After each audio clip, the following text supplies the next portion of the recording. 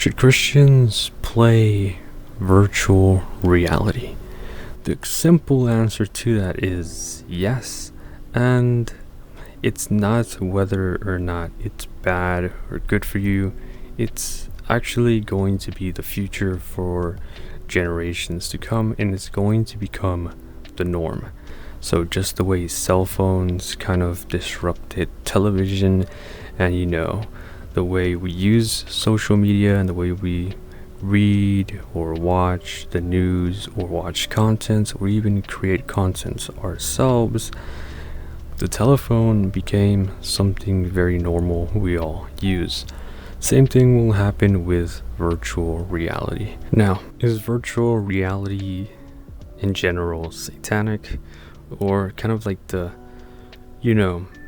mark of the beast? Though even though this generation, it seems that this might be the generation, it just makes sense. But does it make sense if virtual reality it is, and that's why you don't want to buy one? Short answer, virtual reality itself is like a phone. You can use it for good things or for bad things. You can create content or consume content. You can make money or just be a buyer. Or in general, you can use it for whatever purpose you have. It's just a tool, just like a camera, just like a car. You know what I mean? Those are just a few examples. Same thing goes for VR. There are good games and bad games. There are fun games and creative games. There are scary games and there are boring games. Scary games are probably the one reason you think that, because when you play a game that's in virtual reality that's scary, especially at night, I tend to do that. It's pretty cool. And yeah, it's cool, but it does get you like spooked. And then if you have someone in your family who plays it, you're like, wow, that's virtual reality? Never mind, it's bad. It has like all these other things in them, and you don't want to have or participate in anything, right? And then you say, oh, it's the devil because they're playing, let's say, for instance, I have played Phasmophobia. It's like a game where there's ghosts and all this other stuff, paranormal activity. And yeah, if someone's parents were to play that game, more than likely they'll say, wow, that's satanic and stuff like that. And they'll be like, oh, you're always playing these games, and they tend to spook you while you're in-game playing. Because most people, when they play virtual reality games, the person who doesn't have a virtual reality headset, or the person outside, all they can hear is you. Or even if they're watching you, they're like, what is this guy playing? Because it's not like a TV. It's kind of like your own personal phone that no one can watch, because it's right directly next to your eyes. And sometimes if you don't have the volume too up, or you're using a headset, only you can hear the audio. Kind of like earphones, So I do understand why some parents or some people might think, oh, virtual reality is bad. It's not. It's fun. And again, it's like a phone. You can watch entertainment, play video games. You can watch scary movies or just normal regular shows or documentaries. Same thing goes for games. You can just play any game in general in any genre. Now, there is one thing you do have to worry about. If, quote unquote, you're a parent, or in general, you're just a person who wants to know, it's that be careful of what games you play. Like, for instance, this game is in a virtual environment. So there's also games like virtual reality. Heard Roblox is now a thing in VR, and other games in general that have virtual reality game worlds that you can join by going through a door or a portal, or joining someone by invite. This is the thing with that.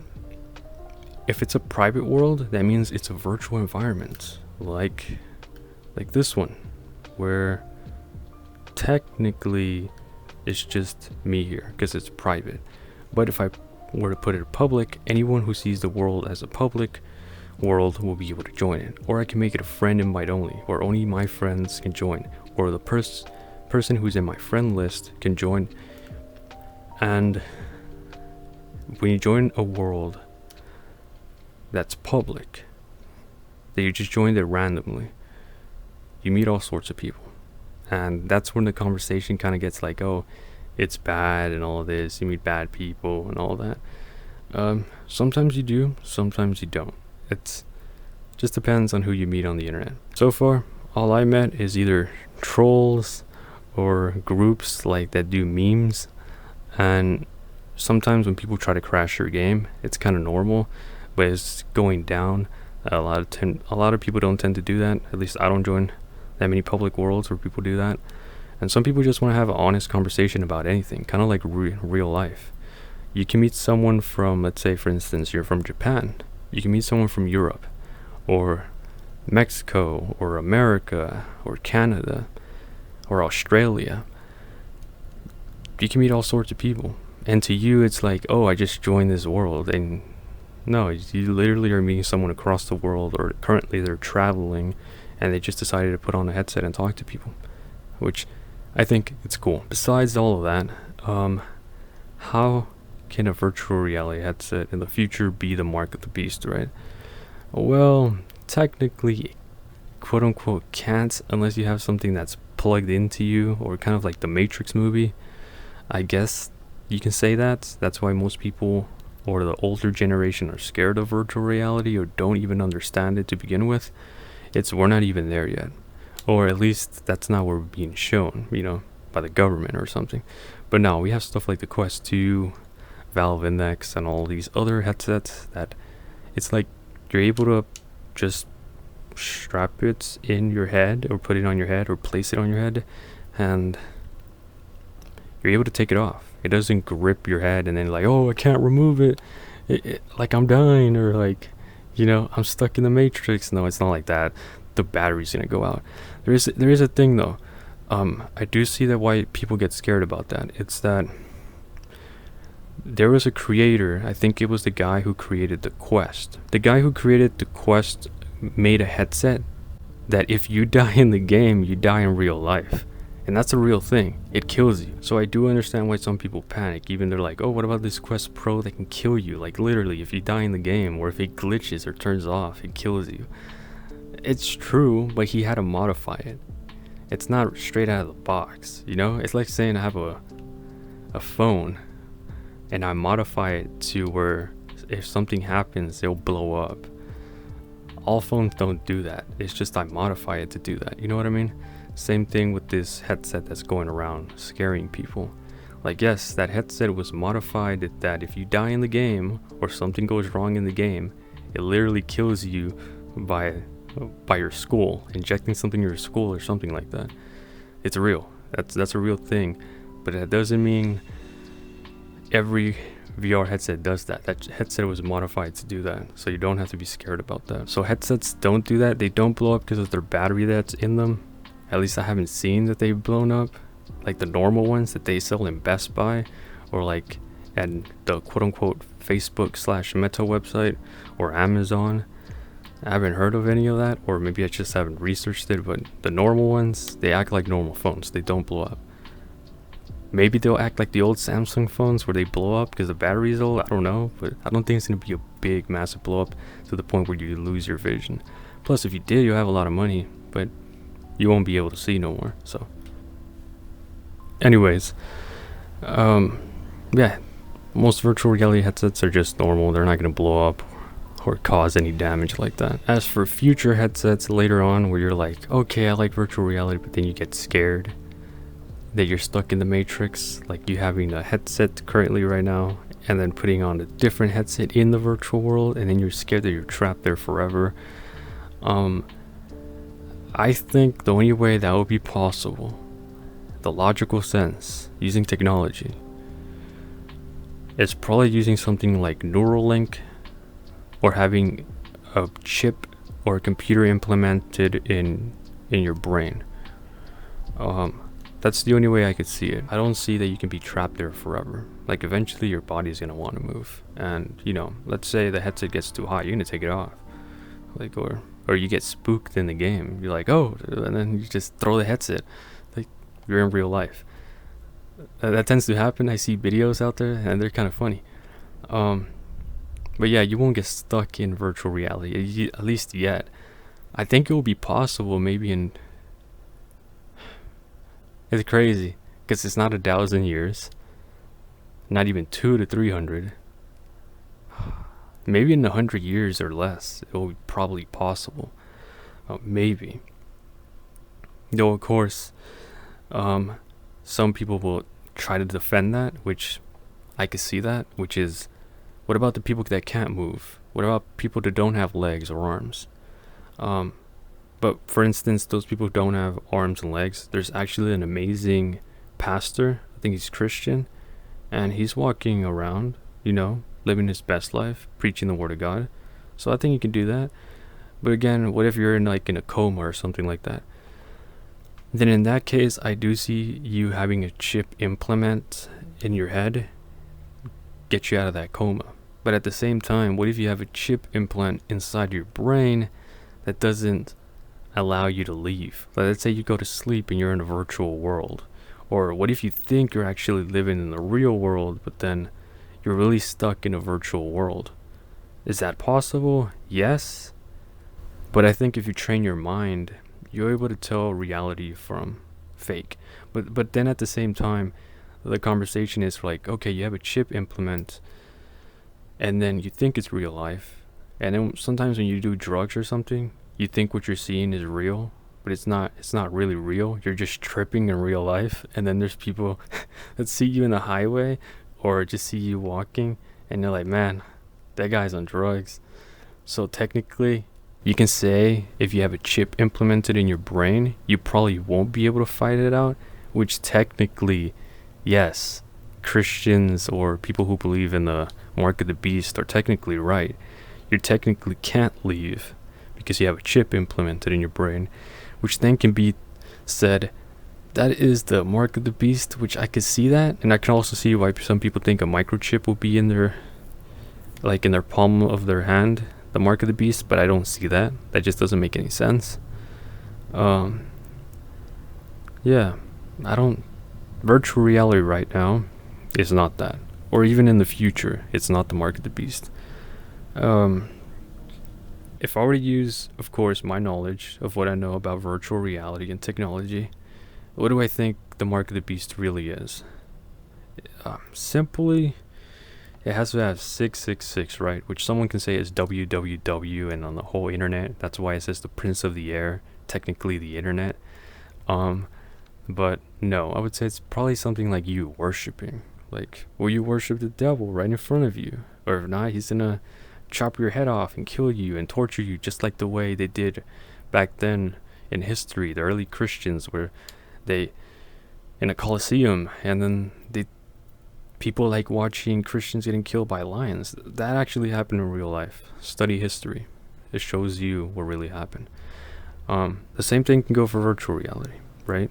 If you got brain implemented. But yeah, I just think the mark of the beast is probably something like you actually worshiping, because since it's going to be a tattoo or whatever, there's nothing wrong with getting tattoos. But let's say you get the 666, that doesn't mean you're worshiping the devil unless you are. But later in the future, when you're forced to worship the devil, I think it's going to be a choice. It's either you're going to get killed or worship the devil and live. That's technically it. Even if you're stuck in virtual reality and who knows, maybe 50, 60, 70, 100 years from now, if your soul, technically your whole being, worships the devil 100%, not going back, then you are worshiping the beast. But if you're stuck in the matrix and then you're not worshiping the devil, then I don't think you're going to hell or worshiping the beast.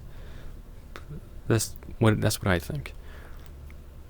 It could be a computer chip, but honestly, I think it could be like a small mark, like a augmented reality mark maybe, or in general it's just going to be you, because it says in the hand and the forehead, meaning you worshiping the devil and then thinking in your head that he's God 100%. That's what I might think it is, maybe, but it could actually be a real mark. So Later on, like I said, tattoos aren't bad to get. They're not. But later on, they could signify something else. Just like the evil people that in the past that did the Holocaust and all that. Supposedly that sign is bad and all this. Anyways, it's going to be a choice. So you don't have to be scared of, oh, did I get the microchip in the palm of my head because the palm of my head was super simple to just scan and pay for my products and stuff like that. Which is, no, it's not bad. It's not the mark of the beast. You just got it for convenience. Kind of like Apple Watches, like in your wrist. I got it for a convenience, you know, for those people who have one. Or I got a phone instead of watching TV. You just got it for a convenience. Yeah, there's nothing bad. But later on, quote unquote, maybe Apple Watches or tattoos later on in the future will be kind of like a mark. Kind of how when you mark cows, or if you have a farm, farmers know this, you mark your cows to tell other farmers, oh yeah, this is my cow. The same thing will be later on with the mark of the beast. It will be like, if you don't have the mark, you can't buy, sell, or anything. That's it. Right now, they can't really do that because of how the whole world works. But later on, that could be a thing. And then that's when you might have to think about stuff. Anyways, that's it. And here's going to be information about virtual reality and all you need to know. It's not the mark of the beast, but still, the next information you're going to get, it's all the information you need to know about virtual reality, entertainment, video games, socially talking to people, and what headset should you buy? Should you buy used or new? Anyways, right here was all the information for that, and I hope you enjoy the next information. Stay blessed. Now, virtual reality isn't just to, well, play video games. Here, let me break it to a few sections. The first one, virtual reality. The most popular one right now will probably be, of course, using it for video games or entertainment. So let's talk about video games. It actually gets you really immersed when you're playing games compared to playing it on a flat screen TV or a monitor.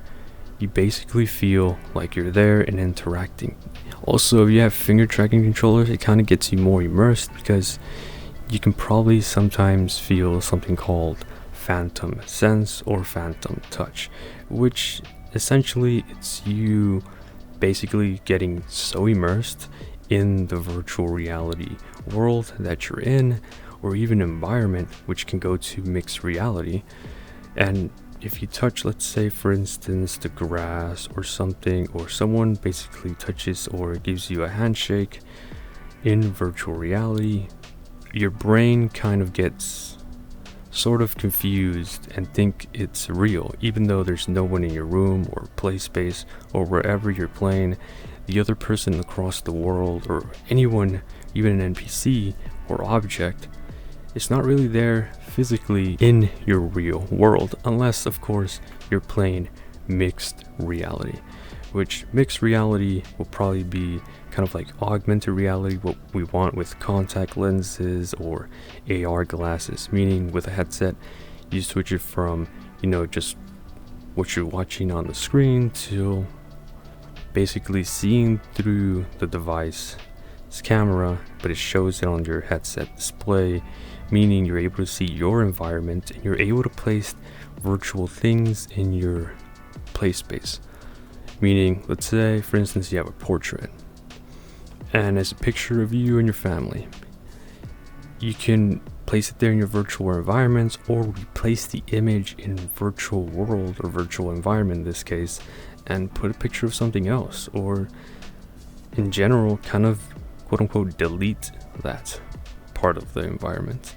It's pretty cool. You can also do it with like anything in general, depending how technology will advance, but by then people will have AR glasses and stuff like that. But the Quest 3 does seem to show you what you're looking forward to, and overall what we're heading to when it comes to mixed reality, augmented reality and such, you know. Since we are talking about mixed reality, Another cool thing about mixed reality is workouts or games that are in mixed reality, meaning you can play some games in your virtual environment. For instance, this guy on the Quest Pro is playing a popular quote-unquote anime game that he either created himself or someone else created. You can create your own games as well, and he's kind of just fighting with them. Though if you see in a different angle, you see that there's really no one really there besides him looking through the Quest Pro and seeing the virtual NPCs or mobs he is fighting, which is cool and kind of indicates to you that this is where we're heading, and it's going to be pretty cool. So those empty parks that you see right now, they're not going to be empty later on with mixed reality, but that's one cool example, basically out in the open. Also, that goes for when you're working out. It's pretty cool where we're heading, you know, being able to work out and you're able to see a virtual coach or virtual course or kind of like a boxing ring in your play space or virtual environments or whatever. Even in your room, you just happen to, you know, be in your own little world in mixed reality, which to me, it's pretty cool. And later on, when it becomes more normal, people will be able to see what you see. But as for now, if they're not either sharing a multiplayer game, they probably won't. But it's cool that you can have your own virtual environment using a virtual reality headset. Now, what about entertainment? Well, entertainment's kind of almost what you've seen with the Apple Pro, Vision Pro headset they're working. It's going to be like that. You can probably already do that with the Quest 2. Of course, with the Quest 3, with mixed reality, it will be really, really cool. And supposedly, you're going to get something like the Xbox Game Pass, and that's going to be cool. So you can kind of count that as video games or entertainment. Either way, if we're talking about YouTube, it is pretty cool if you have good Wi-Fi as well. Of course, these devices do run on Wi-Fi or your hotspot. Just have a good connection if you want to watch content like Netflix, YouTube, or even social media, as a matter of fact. But you can also connect it to your computer and basically use it from there. There's also games out there or even apps or software that allow you to basically be in a theater and interact with other people. Now, you can say whether it's ethical or unethical, both ways go.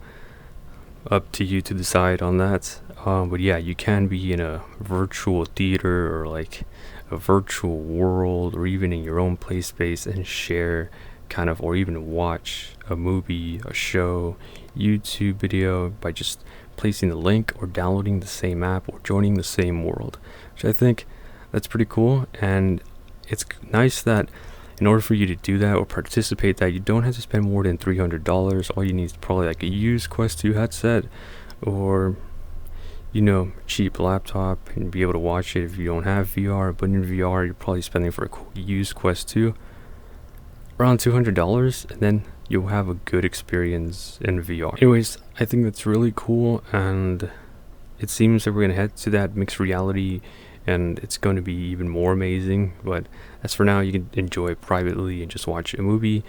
And honestly, it'll be cool just to, you know, have a good hotspot connection, and or even download an app or games later on, and just, you know how you have your own library, but you download the movie and just watching it while you're in the bus and the train or even an airplane headed to your destination, and just being able to watch a movie in your own private theater.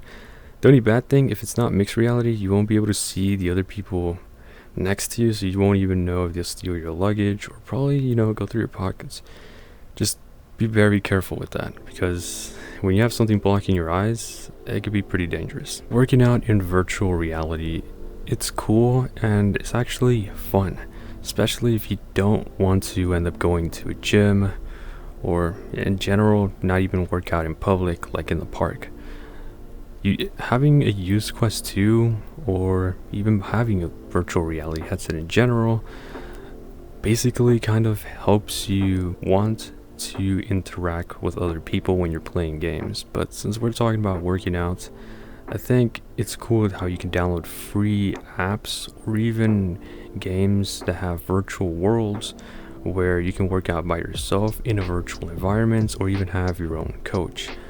When it comes to working out with other people, there's games that are mass multiplayer games that have their own individual virtual worlds that you can join and talk to people, you know, become friends, then join that virtual world and work out. There's also other people that kind of do a subscription base, which they become your quote unquote virtual trainer, but it's not an AI, it's a real person, like an avatar that talks to you in real time.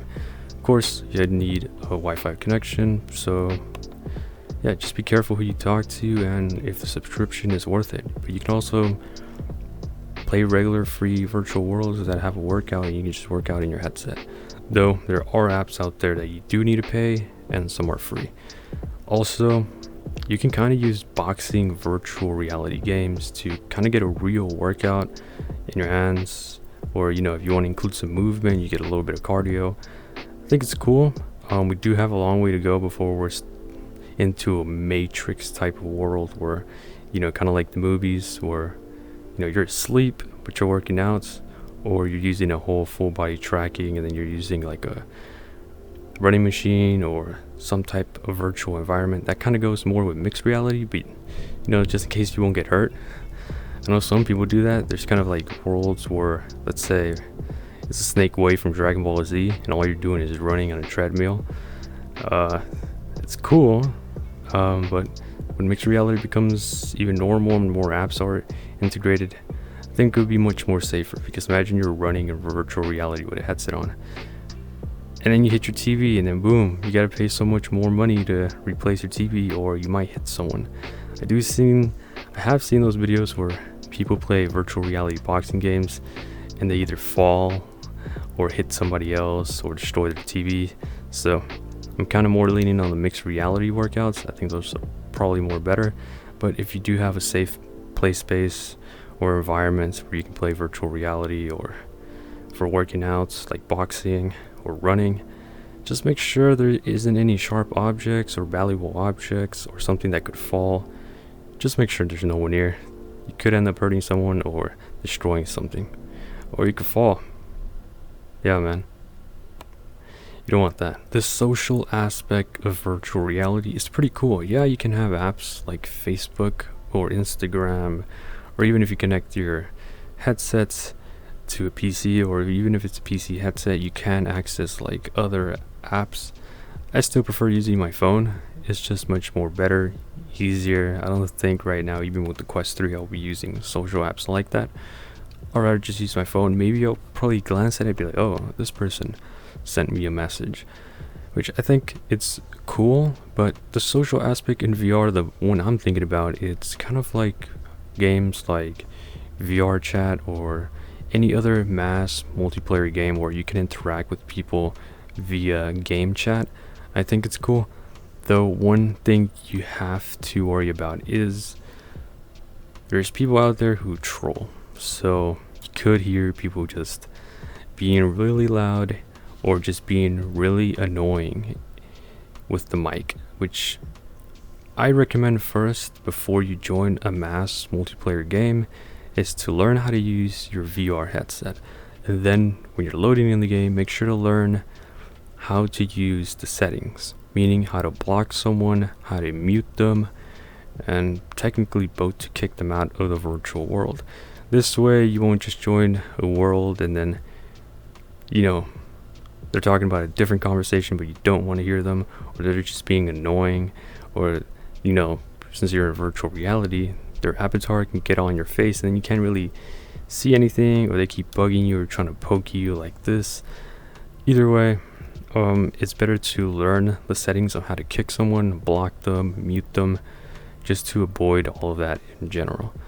And since it's kind of like a social environment, meaning you can join public or even private worlds as well, but since we're talking about public, make sure to be respectful, because there are other people that you don't even know if they are even standing up while playing virtual reality. Some people are probably sitting down, or some people can not communicate. There are other types of players in this virtual reality space, which some people can't talk and some people can't really walk around, but You don't know that because of the virtual avatar or until you interact with them. Most importantly is if you have family members or even yourself, including in this topic that I'm going to bring out, is be careful who you speak to in virtual reality.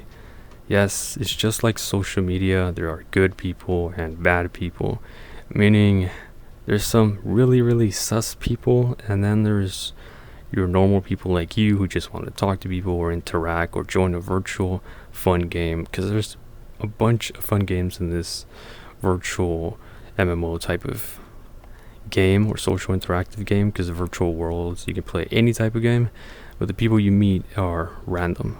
Unless you make a section that's only for your friends or invite only. If you're doing socially, some people are weird and annoying. Try to avoid that. And if you're letting your kids play it or someone who's younger than you, try to teach them the settings on how to mute, block, and kick a player.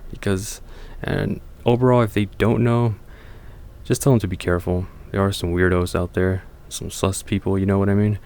So just be careful with that. Pretty sure you watching this can probably already learn the settings of the game you're playing, but just be careful. There's really weird people out there you don't want to interact with, and overall you don't want your kids, family members, or even yourself want to interact with those people. So just be safe, learn the settings. It's not that hard, and you'll save yourself the trouble to deal with all that, you know? Now, what headset should you buy? Well, I have been mentioning the Quest 2 a lot, even though the Quest 3, it's either going to be released or already available while you're watching this, or when you're watching this. Basically, a used Quest 2 is good. Just be careful when buying. So if you're buying a used virtual reality headset, you usually go for, like, depending on what website you buy it, $100, $150, $200 for just the headset alone. But if you are doing that, make sure you're buying from a website where is money back guarantee, and make sure it has like a texting option so you can ask the person selling it questions like, does it work, does it have any damage? So when you want your money back, you'll have proof in the app or the website that the person who is reviewing your refund can see, oh yeah, he did say it worked, but it doesn't work. He did say it didn't have any damage, and it has damage. That way you're able to get your money back. Because in my opinion, I think having something like money back guarantee saves you the trouble and time when you're like, oh, it doesn't work, or oh, it worked, but he told me the mic worked so well and it doesn't work. So be careful with that. Try everything. So the steps I would go with is make sure the website is really known, make sure it has money back guarantee, make sure to have a website or app that has a texting option. That way you can ask questions to make it easier for a refund for someone to review it. And of course, don't overpay. So when it comes to overpaying, meaning if you have a headset like the Quest 2, you can probably buy it for $150, good condition, used, or $200. Sometimes you can even buy some that are $200 or less, or a little bit more, but it comes with a bunch of accessories, which is cool. Just be careful when it comes in bundles. That's the thing.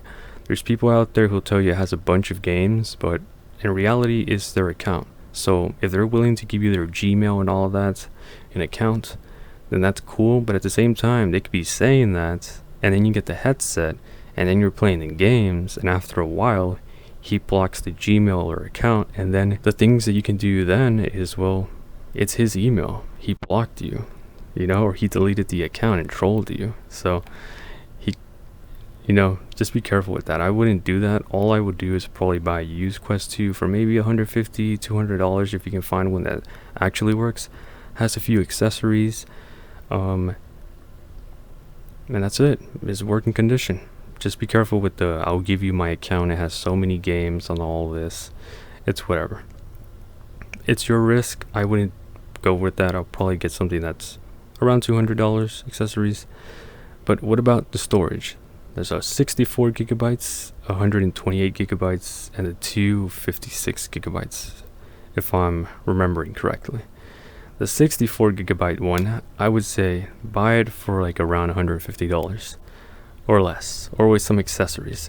It's not worth 200 bucks, because the new one for 128 gigabytes I think goes for 300 right now. Still wouldn't buy it new, up to you. For 128 gigabyte used one, I'd probably say 200 is good, but with accessories and working condition. So if it's not, don't go for it. 256 gigabytes, I'd probably say that's maybe 220. I wouldn't go over 250, but I'll make sure for a fact it has a bunch of accessories. If it doesn't, the storage is good, but 120 gigabytes or 64 gigabytes, make sure it comes in a bundle with accessories like a extra battery pack and all that. That would be pretty good. Though when it comes to accessories and what to buy, used or new, if it's used, again, the same thing goes as for the Quest 2 with the accessories. Make sure it works, money back guarantee, texting option, all of that. Make sure you're not overpaying. The good thing about the Quest 2, even though it's old, kind of like, I think it was released in 2020, so it's already 3 years from now, is it's still a good headset. You'll have fun, and there's plenty of cheap accessories and battery packs out there, and plenty of videos that will help you have a good experience with the used Quest 2. That's why I don't think it's worth buying a new one, since the Quest 3 is about to be released or already out when you're deciding to watch this video. Overall, my recommendation is a used Quest 2 under $200, maybe with some accessories, and it's pretty cool. If you want to wait for the Quest 3, wait for reviews, because that headset for 128 gigabytes and cool other features like color pass-through is going to be $500, which is a lot. In my opinion, I would say that either wait for reviews if you're waiting for the Quest 3, and if it's your first VR headset, buy a cheap used one, because you're not even sure if you're going to even spend time with it. Because there's a lot of people out there that buy things, use it for a while, and then they just forget about it, and it was a complete waste of money. Or if there's any kind of like try things on Best Buy or other stores that let you try the VR headset, that's pretty cool. But if not, just buy something used, because you may not like it or you may like it. Because if you don't like it, you can probably resell it and get some of your money back. If you buy the Quest 3 new and you try to sell it, guess what's gonna happen? There's a lot of people, when the new product comes out, they try to scam you. So more than likely, even though you're a legit seller, you probably won't be able to get your money back, or even those $500, because everyone's going to think you have a fake or stolen VR Quest 3 headset. That's why buying a used Quest 2 for maybe $150, $200 is probably the way to go. Especially if you are a first time buyer, and if you may not like it, there isn't a lot of money being wasted there. You can probably get some of your money back. Just know, since the Quest 3 will be released, your headset priced for the Quest 2, if you plan to sell it or resell it because you didn't like VR, is going to go down. Because when new products are released, the old products seem to lose value. But anyways, that was a lot of information that you have to take in and learn about virtual reality. It's pretty cool, even when you're deciding to buy one, or even just know in general, in case someone asks about virtual reality and if it's worth it. I think it's cool. It's literally going to be the future. I can't wait for augmented reality, because more people are going to go outside in the parks, and instead of just being on their phone, they're going to play mixed reality experiences. Kind of like, if Pokemon ever decides to get into augmented reality glasses, there's going to be people out there with glasses in the park having a Pokemon battle, which I think that's going to be pretty cool. Or Yu-Gi-Oh, or playing sword games, and to you, without a headset or glasses, it looks like they're just, hitting or swinging, and there's nothing there. But if you have glasses or a VR headset, you actually see something, and I think that's cool.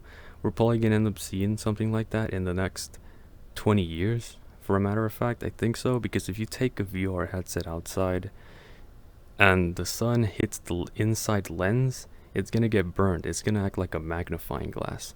So don't use your headset in the sunlight, because it does damage the inside screen, because it will act like a magnifying glass and burn the screen inside. Well, the thing is, are you gonna buy a VR headset or not? I think you should give it a try before you end up judging it, saying it's like the Matrix or some type of, you know, Illuminati or satanic or 666 or the devil trying to trap you, all this.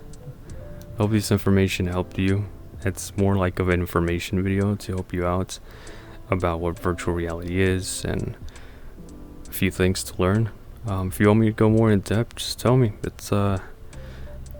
I give you a lot of information about virtual reality. It's something you have to get used to, because just the way a lot of people grew up with PlayStation 1, Xbox, or Nintendo, the same way the next generation and this generation is going to grow up with the virtual reality headsets, augmented reality.